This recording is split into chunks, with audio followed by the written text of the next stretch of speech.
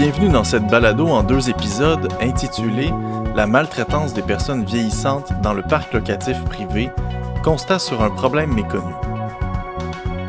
Cette balado est réalisée grâce à une subvention Dialogue du Fonds de recherche du Québec et en partenariat avec le CREGES, le Centre de recherche et d'expertise en gérontologie sociale.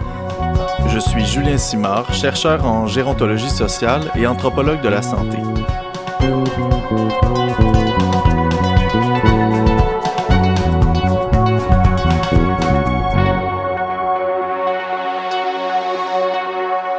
Depuis plus de 10 ans, je me consacre à étudier l'exclusion sociale vécue par les personnes vieillissantes au Québec via l'angle spécifique du logement en contexte de gentrification. J'ai été mis sur cette piste en lisant des travaux réalisés par d'autres collègues au Royaume-Uni et en Catalogne notamment, mais également ici. Je pense au travail de Jean-Pierre Lavoie, Damaris Rose et Victoria Byrne sur le quartier de la Petite-Patrie en 2012. Depuis, j'ai personnellement interviewé une 50aine de locataires, une 20aine d'intervenants et intervenantes, et d'acteurs publics sur ces enjeux. Dans mes recherches, je m'attarde donc à documenter la précarité résidentielle, que je définis comme un continuum de situations rendant l'occupation du logement incertaine, inadéquate ou inabordable, la plus extrême étant l'expulsion. Je vois un lien clair entre précarité résidentielle et relations locatives, c'est-à-dire les rapports entre locataires et propriétaires ou autres acteurs. On pense ici à des concierges, administrateurs, etc. La précarité résidentielle n'est donc pas seulement qu'une affaire de sous, et concerne aussi les dimensions empiriques de l'habitabilité. Justement, la pandémie a mis en lumière au Québec un certain agisme systémique, des problèmes généralisés de négligence et de maltraitance, notamment dans les institutions de soins de longue durée et les RPA. Or, depuis 2017, on a au Québec une nouvelle loi sur la maltraitance qui a d'ailleurs été amendée en 2022. J'ai donc voulu savoir si cette loi, d'abord pensée pour s'appliquer au contexte du réseau de la santé et des services sociaux, pouvait aussi avoir du sens dans les situations de violence et d'abus que je documente dans le parc locatif privé traditionnel. Je vous invite donc à écouter avec moi plusieurs experts et expertes se prononcer sur la question. Ce premier épisode est consacré à contextualiser, définir et comprendre le portrait global de ce phénomène qu'est la maltraitance des personnes vieillissantes dans le parc locatif privé traditionnel. Et quand je parle de parc locatif privé traditionnel, je pense spécifiquement aux appartements classiques. On pourrait dire que les unités locatives en RPA, donc en résidence privée pour aînés, font également partie du parc locatif privé. Le louage est soumis aux mêmes dispositions du Code civil. Ici, par contre, on les laissera de côté pour se concentrer sur cet aspect méconnu. Bonne écoute! Pour commencer, nous avons la chance de recevoir Mélanie Couture, titulaire de la chaire de recherche sur la maltraitance envers les personnes aînées à l'Université de Sherbrooke et anciennement chercheuse d'établissement au CREGES. Merci d'être avec nous, Mélanie. Premièrement, pourrais-tu nous définir la maltraitance au sens légal? La définition, elle provient de la loi 6.3, qui est finalement la loi visant à lutter contre la maltraitance envers les aînés et toute autre personne majeure en situation de vulnérabilité. Donc, la loi a été adoptée en mai 2017, donc pré-pandémie, et il y a eu des modifications, des amendements qui ont été faits récemment, justement le 6 avril 2022. Et l'important, pourquoi il faut bien comprendre la définition, c'est pour savoir justement déterminer est-ce que je vis ou non de la maltraitance. Donc, la définition dans la loi est comme suit.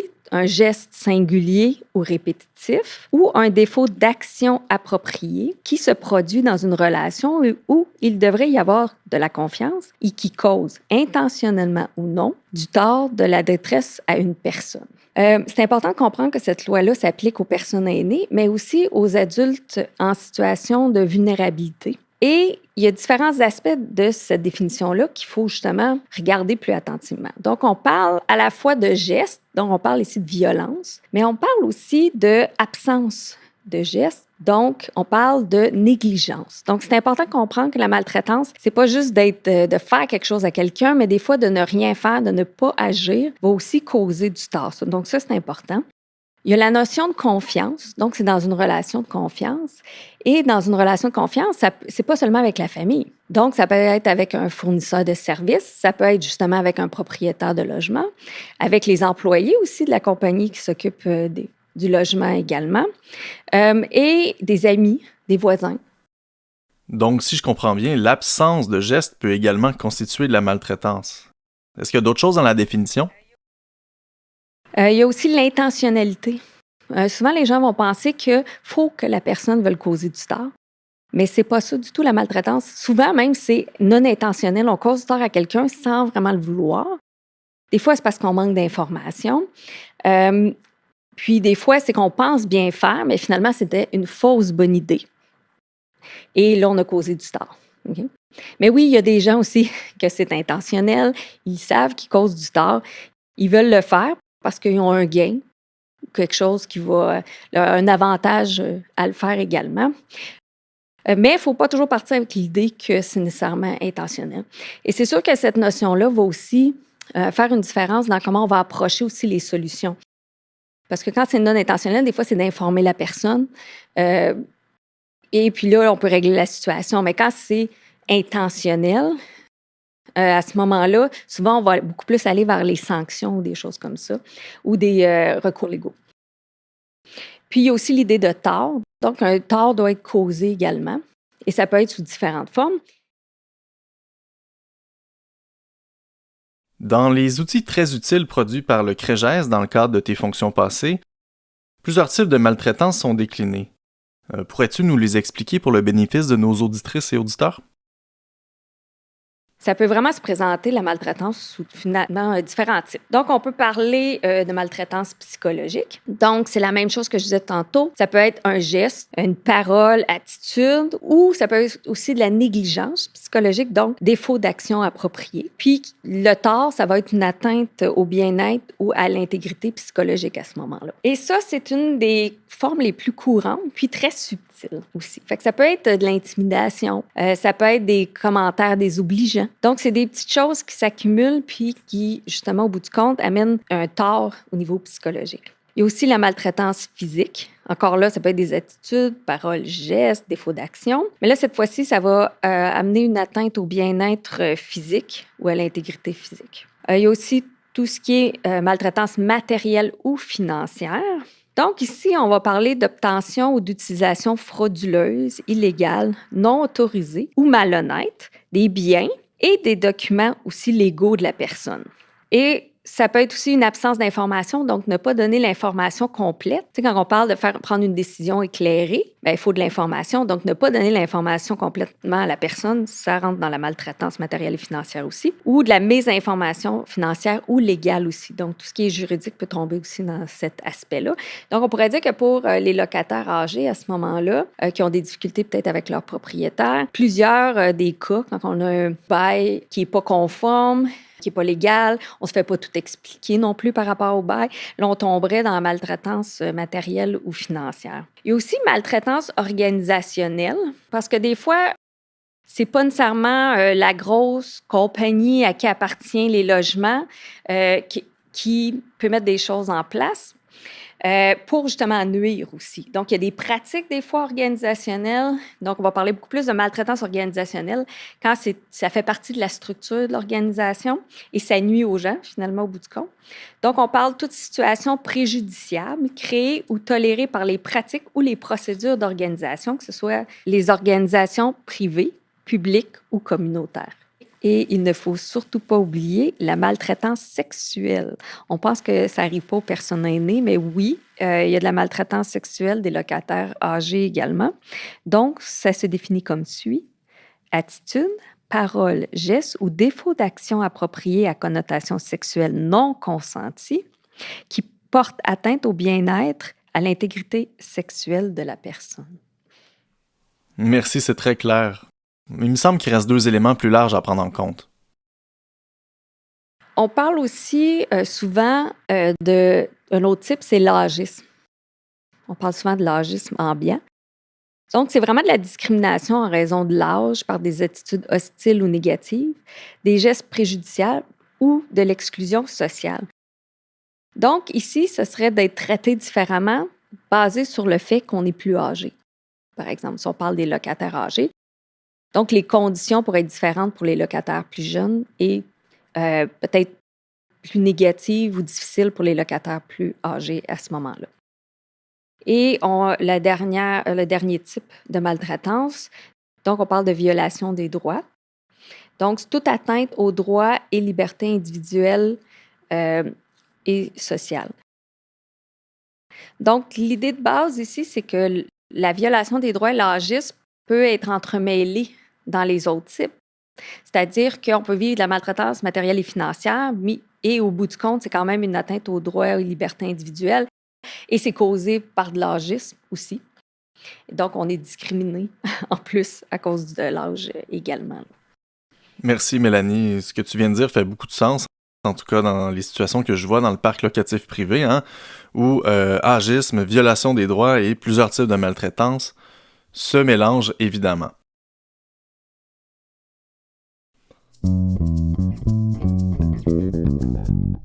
Maintenant, pour comprendre ce qui se déroule vraiment sur le terrain, je suis allé voir Hélène Bélanger, professeure au département d'études urbaines et touristiques de l'UQAM.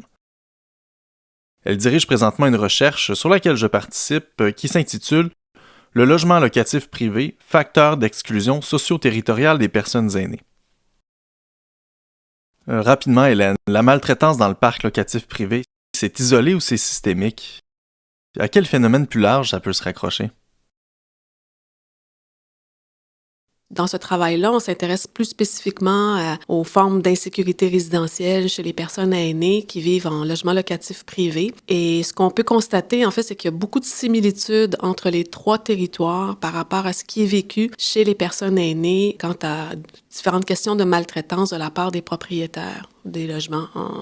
En fait, que ce soit à Saint-Jérôme, dans le quartier Petite-Patrie, plus spécifiquement à Montréal, quand on parle des quartiers centraux, et à Longueuil. Ce que j'entends par maltraitance, c'est souvent, ça prend la forme de menaces d'éviction, de menaces d'augmentation. Ça peut prendre la forme aussi de parler fort, de crier, d'insécuriser, en fait, les locataires pour les amener à quitter le logement qu'ils habitent souvent depuis longtemps. Donc, ces locataires qui habitent dans leur logement depuis la plupart du temps très longtemps, des décennies dans certains cas, vivent des situations d'insécurité et on pourrait s'imaginer que ce sont des cas un peu isolés, mais dans les faits, ce ne sont pas des cas qui sont si isolés que ça. Et ce qui peut paraître un peu, je dirais, dramatique dans certains cas, c'est que les personnes mêmes sont pas tout à fait conscientes de certaines difficultés qu'elles vivent face à leurs propriétaires, en fait, des menaces claires d'intégrité, en fait, qui sont faites, qui sont verbalisées,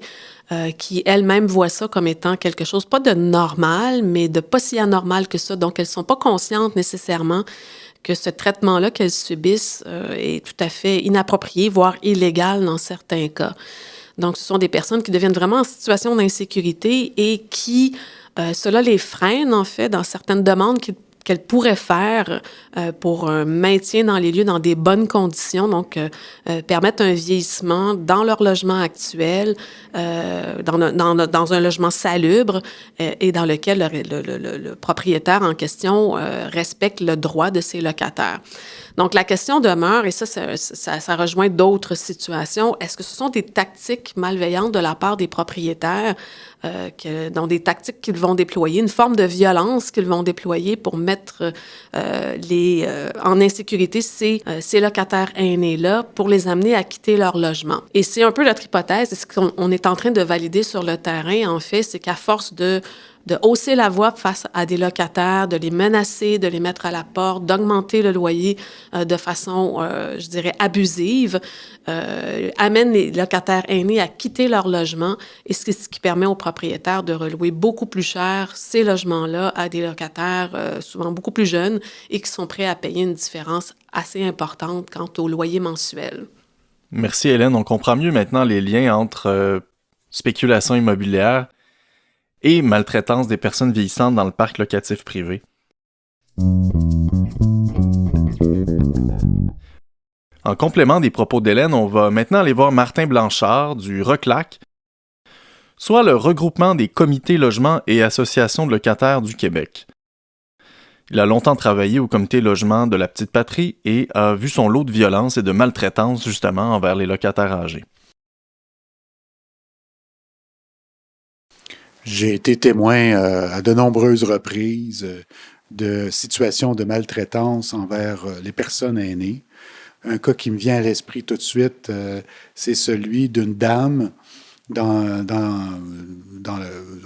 peu plus que 70 ans qui habitait à Huntsic, dans un logement depuis une quarantaine d'années. Un nouveau propriétaire acquiert l'immeuble, qui est le fils de l'ancien propriétaire, ça arrive souvent. Et là, il commence à faire des rénovations dans l'immeuble. D'abord, il lui a offert de partir. Elle a dit qu'elle voulait rester. Elle payait un loyer raisonnable, disons, dans les 700 $. Et le propriétaire, là, il commence à faire des travaux avec des bruits. Elle lui demande de faire moins de bruit. Et là, il fait plus de bruit encore. Et à un certain moment, elle rentre chez elle et à la tombée de la nuit, et la lumière ne fonctionnait pas dans le corridor menant à son logement, où il fallait monter un étage. Et elle commence à monter en tâtant avec le pied, et elle s'aperçoit qu'il y a une planche qui manquait sur une des marches. Évidemment, ça l'a mis dans tous ses états. Elle n'a pas dormi de la nuit en s'imaginant qu'est-ce qui serait arrivé si elle était tombée. Évidemment, à cet âge-là, si on fait une chute, ça peut être vraiment grave. Et le lendemain, elle en a parlé au propriétaire qui a fait comme si il ne savait rien de tout ça, sauf qu'il n'a pas réglé la situation par la suite. Et donc, elle a continué d'enjamber cette marche-là.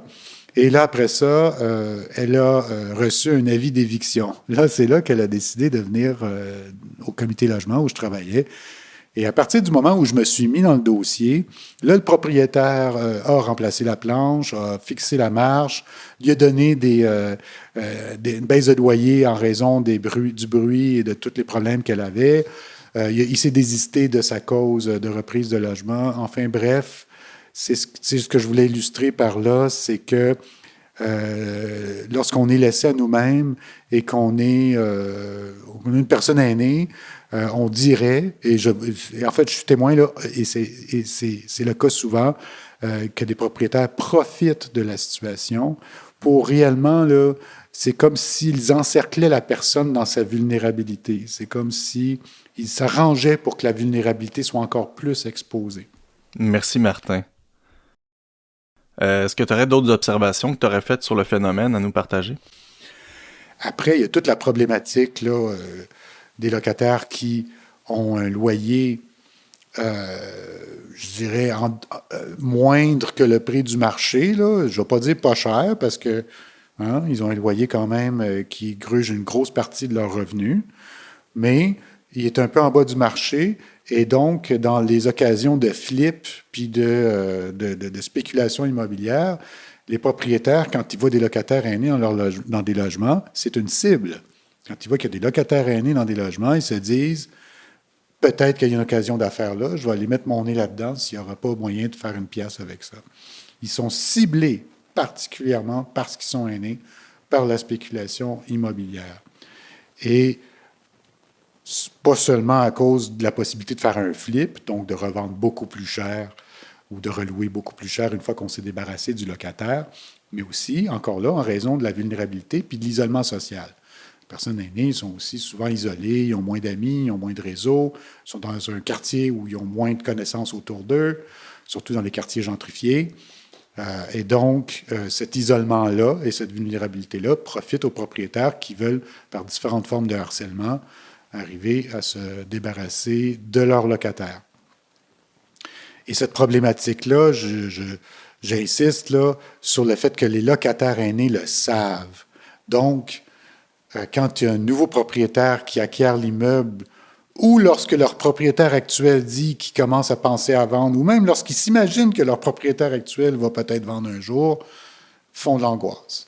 Donc, lorsqu'ils arrivent devant la situation, le propriétaire cogne à la porte, puis il dit « Ouais, il faudrait que tu partes », tout le travail psychologique là, qui fait qu'ils sont grugés dans leur force de résistance est déjà fait, et ils ont de la difficulté par la suite à résister à cette situation-là. Et L'autre chose que je voudrais quand même insister comme maltraitance, je dirais c'est une espèce de maltraitance ordinaire, banale, qui est celui d'envoyer des hausses de loyer supérieures à l'inflation à des personnes dont le revenu est fixe et qui ne suit pas l'inflation.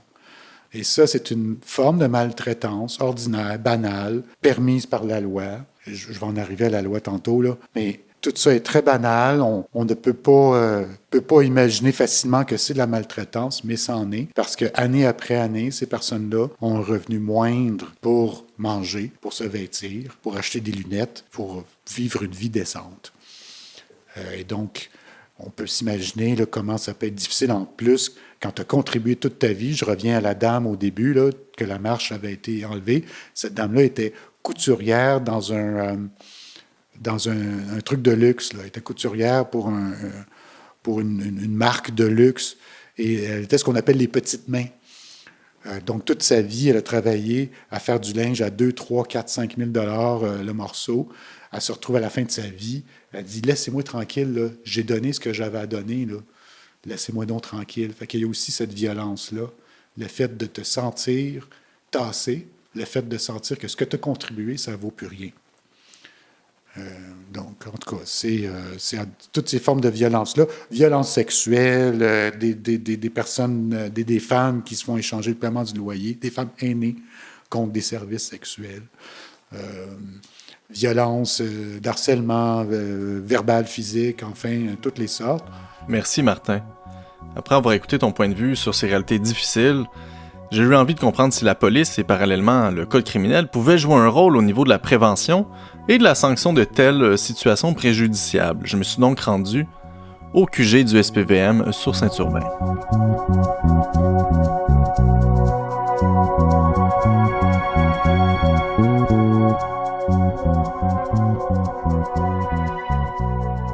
Oui, bonjour, mon nom est Sébastien Hébert. Je suis sergent au SPVM, service de police de la Ville de Montréal. Mon rôle est conseiller à la division de la prévention et sécurité urbaine. C'est la division où on travaille sur les différents dossiers sociaux au niveau stratégique. Ma principale responsabilité, c'est au niveau de la maltraitance des personnes aînées, donc tout ce qui est intervention, formation et lien avec les partenaires externes. Donc, c'est mon titre et ma fonction. Merci, Sergent Hébert, de nous accorder cette entrevue. Maintenant, au service de police de la Ville de Montréal, quel constat faites-vous sur la maltraitance envers les personnes vieillissantes, mais spécifiquement dans le parc locatif privé? Le phénomène de rénoviction, vous connaissez sûrement très bien. Donc, les propriétaires qui veulent expulser des locataires qui sont protégés par le Code civil sur un article qui permet pas aux propriétaires d'augmenter le prix du loyer comme ils voudraient. Donc, ces gens-là, ils ont une certaine protection avec certains critères. Et, ça fait pas l'affaire, évidemment. Et le coût de la vie augmente beaucoup plus rapidement que le tarif du loyer. Donc, on se retrouve dans des situations où les propriétaires vont utiliser tous les moyens pour pouvoir faire quitter ces gens-là. On a eu des exemples. Là, on prend les rapports de police à ces niveaux-là. Il y a beaucoup d'infractions criminelles qui sont commises et les gens ne le savent pas. Je vais donner un exemple. Une personne qui refuse, exemple, d'aller installer une air climatisée alors que c'est fourni dans le service, une personne qui ne va pas changer la lumière, une personne qui fait plusieurs choses. Il y a eu de la jurisprudence qui est sortie là-dessus, c'est l'article 430.1, c'est le méfait. Donc, c'est au niveau du méfait, ça empêche la personne de jouir de son lieu et de pouvoir y vivre paisiblement. Et il y a de la jurisprudence à ce niveau-là. On ne l'utilise pas beaucoup. Donc, il y a beaucoup de choses qui se passent. Et il faut me faire une précision. C'est à peine 20% qui est dénoncé au niveau de la maltraitance. Donc, on a 30 agents socio-communautaires, un par poste de quartier qui s'occupe de la maltraitance des dossiers. On leur a posé la question à savoir, est-ce qu'il y arrivait souvent qu'ils se retrouvaient face à une situation de rénoviction ou une situation de maltraitance alors que soit ils habitent chez la personne qui la maltraite ou la personne qui la maltraite habite chez la victime. Donc, on a exploré les trois et j'ai pas encore là des données. Je voulais valider le terrain, mais plus de la moitié des postes, la moitié des personnes ont signalé que c'est une situation extrêmement complexe et très problématique. Au niveau des conflits, qu'on pourrait dire locatifs, si on veut, soit avec un propriétaire ou soit avec un locataire, la tendance, la croyance, et c'est les policiers, on a appris que c'était un dossier civil. C'était pas un dossier de nature criminelle, dont le service de police. Les policiers n'ont pas juridiction ou autorité de travailler au niveau du Code civil et ils ne peuvent en aucun point prendre parti pour une personne ou pour l'autre. Et souvent, les policiers, face à une situation de la sorte, ils vont référer. Ils vont référer au tribunal administratif du logement. Ils vont référer à d'autres organismes, d'autres points. Parce que vous savez, quand vous vivez une situation de maltraitance, et vous faites un dépôt au tribunal administratif du logement, les délais, on pourra dire que ça ne sera pas la semaine qui va suivre que vous allez avoir une intervention.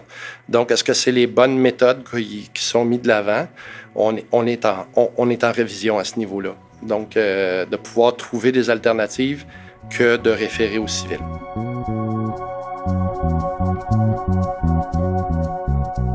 En droit criminel, droit civil, référencement à certaines institutions parapubliques, pas toujours facile de s'y retrouver.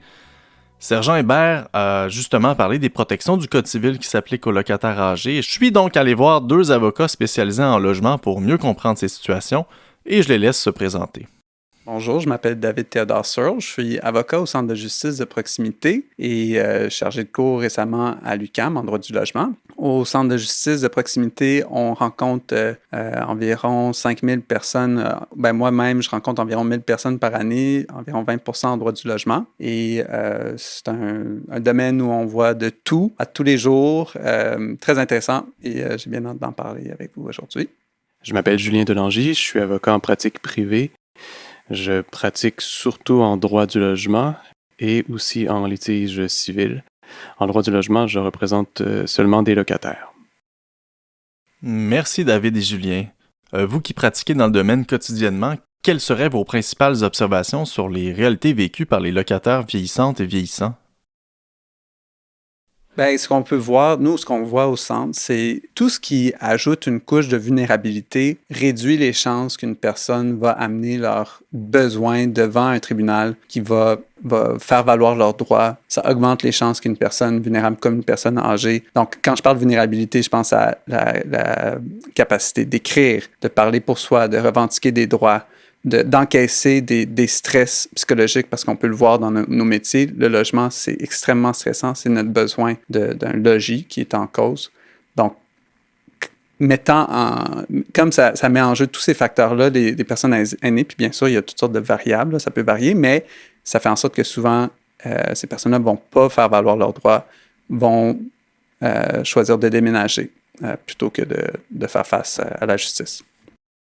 Ce qu'on voit aussi dans la pratique, c'est que souvent, pas toujours, mais souvent, les personnes aînées vont être des personnes qui habitent un logement depuis longtemps, donc le loyer va être assez bas, ce qui fait en sorte que peut-être en plus grande proportion, on va être la cible de propriétaires qui vont chercher à augmenter les loyers, faire un profit davantage sur l'immeuble, et les cibles de choix pour ça, c'est les personnes évidemment dont le loyer est le plus bas. Et je pense en proportion plus grande, ce sont des personnes aînées parce qu'ils habitent là depuis plus longtemps. Mais pourtant, si je ne me trompe pas, il existe dans le Code civil l'article 1936 qui garantit le droit au maintien dans les lieux pour les locataires. Est-ce que ça serait possible d'en parler davantage? C'est assez simple, c'est le principe selon lequel, lorsqu'on a un bail résidentiel, le bail va être soit automatiquement renouvelé ou renouvelé en vertu d'une augmentation de loyer, mais on ne peut pas, en tant que propriétaire, y mettre fin. Donc, le locataire a toujours le droit de rester dans le logement au terme de son bail et de le renouveler, sauf évidemment s'il y a certaines situations, certaines exceptions qui s'appliquent, mais en principe, le locataire a le droit de rester dans les lieux, ce qui n'est pas le cas, par exemple, pour un bail commercial. Les commerces, lorsqu'on signe un bail, par exemple, de 5 ans, au terme du bail, le propriétaire peut tout simplement choisir de mettre fin au bail, de ne pas le renouveler. Ce qui n'est pas le cas en droit du logement résidentiel. Si je peux juste te permettre une petite analogie, là, j'aime utiliser l'image d'un château fort.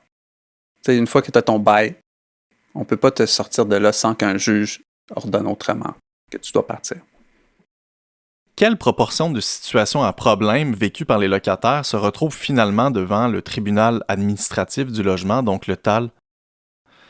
On a parfois l'impression que puisque les lois existent, le public est protégé, mais qu'en est-il vraiment? Et c'est sûr que c'est une estimation, mais j'aurais envie de dire qu'il y a peut-être 10% des situations qui se passent sous la lumière du juridique. Le reste, c'est des ententes, c'est des personnes qui, peut-être même sans avoir d'entente écrite, vont décider de partir parce qu'ils se font intimider, parce qu'ils se font dire qu'ils doivent partir. Mais c'est une très petite proportion, je pense. Puis, évidemment, je ne suis pas spécialiste en matière de statistiques sur ça, mais je pense que c'est une très petite proportion. Je hoche de la tête, absolument. 10%, c'est sans faire aucune étude là-dessus, mais ça me semble juste... c'est assez difficile de porter une cause devant un tribunal.